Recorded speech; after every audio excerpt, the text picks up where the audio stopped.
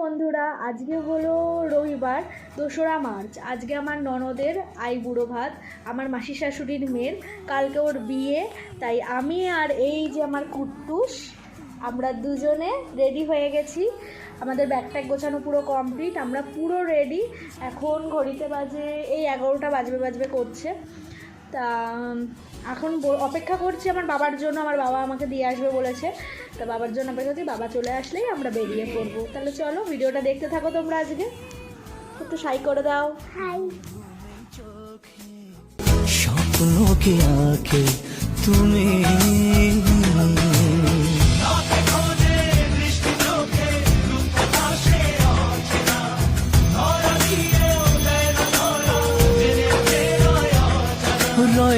জানা কেন জানা। বেরিয়ে পড়লাম ময়নাকে নিয়ে, ও শাখাপলা পড়তে যাবে। তাই চোখে স্বপ্নকে আঁকে তুমি।